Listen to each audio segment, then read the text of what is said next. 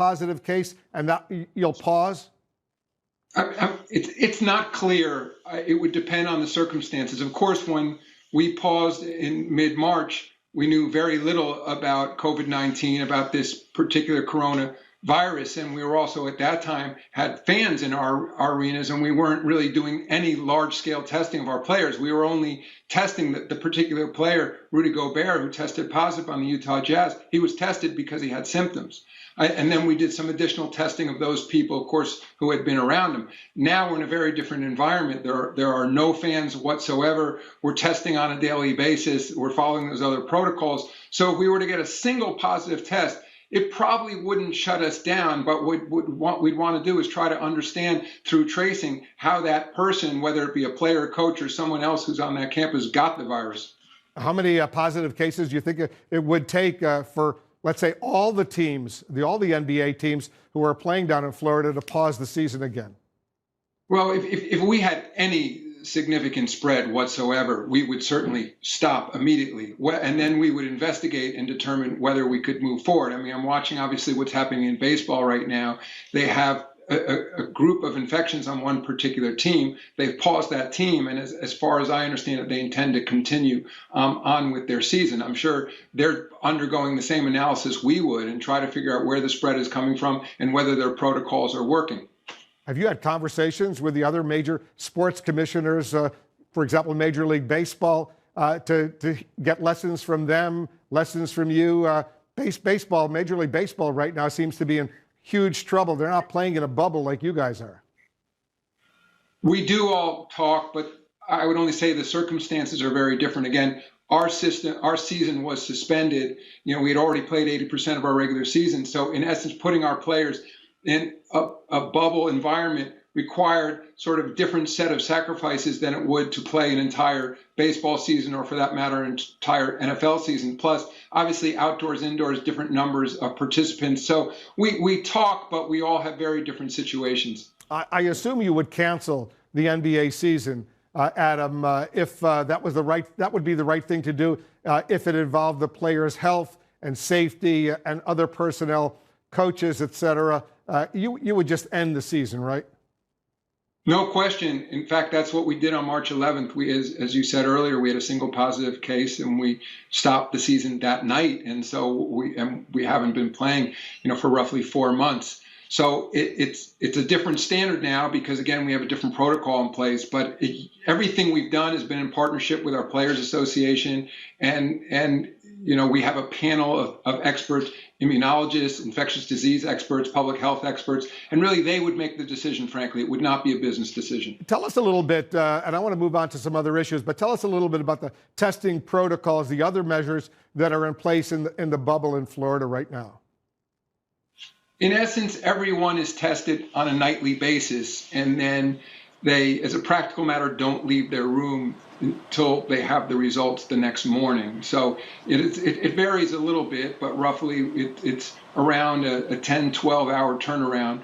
We're also experimenting with some point-of-care testing. It's one of the things our experts are working with down there, and that is to increase the amount of tests available just not only in this community, but nationally. There's a bunch of now new companies that have, in essence, 20-minute tests that don't need to go to a lab, are all self-contained. And so in addition to the PCR overnight test, the traditional ones which require swabbing, in our case of nose and throat, we also have these other tests that we're just introducing now. We can use those if we get a positive test to quickly check others. We can use those for visitors who come in onto our campus but don't have access to the players, maybe just at a single point in the arena. So that's the type of testing we're undergoing, but we're rigorous about our other protocols.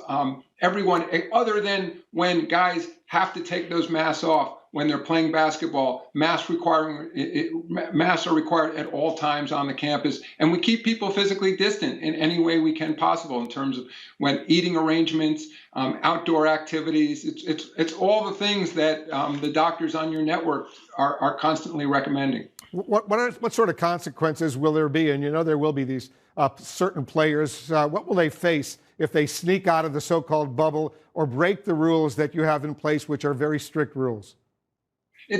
It would be tough to sneak out given this campus environment, and so. But we have had players who have left, and there is a protocol for when they leave in terms of how they can re-enter, and it requires not only testing when they're off campus, but days of quarantine when they return to campus. And that's something we've dealt with a few particular cases. I mean, remember, putting aside sneaking off, we haven't dealt with that. But of course, these are real live people who have families and, crises and issues within their families that need to be taken care of. There's several hundred players on the campus. So we anticipated if this campus setup works, the finals won't end until October 13th. So it requires, in fairness to everybody, enormous sacrifice, being away from their families, being in one place. There's a lot of course, wonderful benefits that come with being an NBA player, but it's difficult in everybody's lives, all the things that around social justice that are happening around the communities in our country. So we recognize that there may be times when they have to leave, but it's health and safety first. So whatever the reason is, we still have to follow a certain protocol to bring them back. We all remember at the start of this, Rudy Gobert of the Utah Jazz, he made light of the virus. And now you have Denver Nuggets forward Michael Porter Jr. saying the pandemic, in his word, is overblown, being used to, quote, control the masses. Does that attitude potentially endanger him and his teammates? It's unfortunate that he said that. I would only say in our league, we have 450 players. Guys are young, occasionally going to say silly things. I think most people quickly dismiss that comment. This season will be very different for those of us who are huge NBA fans, and I admit I am one of them. What will it be like watching these games on TV without fans in the stadium? We've had a few scrimmage games so far, so we have a sense of it. It's a very different experience. It's obviously very different for the players, and it's different for the fans watching at home. In this sport, like a lot of others, there's that home court advantage, that six man, it's sort of the roar of the crowd, the boos of the crowd. We're trying to replicate that to a certain extent without just like piping in obvious crowd noise. We have a partnership with Microsoft. They have a product called Teams with this together mode where you actually have fans up on arena screens on the sidelines who are at home and watching with their friends and others and talking about the game. So, and you can see their images courtside. There's an app that literally as part of the NBA app where you can tap to cheer. We're adding all kinds of new camera angles because, of course, we don't have people in the seats, so we don't have to find we could put cameras in places we typically couldn't. We have a rail cam that goes back and forth. We have unique audio we haven't had in the past. So we're trying to do our best to replicate the experience that fans are used to at home, but also to create excitement in the arena for the players. If you're speaking to me, Adam, from New York, are you planning to go to Orlando, to go into that bubble, stay in that bubble for these games over these next few months? I'm heading down to Orlando tomorrow. I'm going to be at the games on Thursday and Friday night, which is our opening on TNT tomorrow night and ESPN on Friday. Then I'm going to travel back and forth a bit, and then I'm going to move down onto the campus later on in the summer. And just so it's clear, there's a protocol. I've been tested. I'll be tested again before I enter the campus in Orlando. But even having been tested, we have different tiers. I'll be a so-called tier 4 entrant. I'll be able to go directly to the arena, sit. In essence, they're small arenas, but the upper deck of the arena, physically distant from everyone else, obviously far away from our players, and that's a protocol in which I can enter to watch a game. But then later on, towards the end of the summer, I will move down there, quarantine, and then be part of the campus life. This renewed season, Adam, as you well know, and all of our viewers know, comes with a renewed commitment by many of the NBA players to the cause of racial justice in our country. How do you see the NBA's role and your role as commissioner when it comes to supporting those players? What will you do, for example, if some of those players decide to kneel during the national anthem? As you know, Wolf, the league has a long history of supporting important issues around social justice.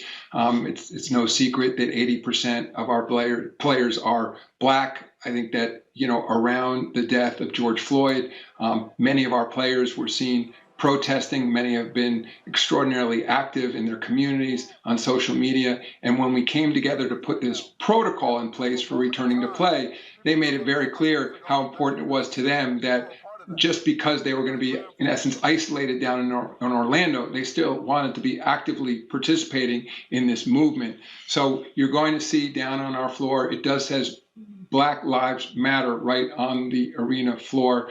Players, something they worked out with their Players Association, have selected certain messages around social justice to wear on their jerseys. So, and in addition, we're in discussions with our Players Association about creating a foundation, something that all 30 teams would be part of, dedicated to economic empowerment, but specifically focused on the Black community in the United States.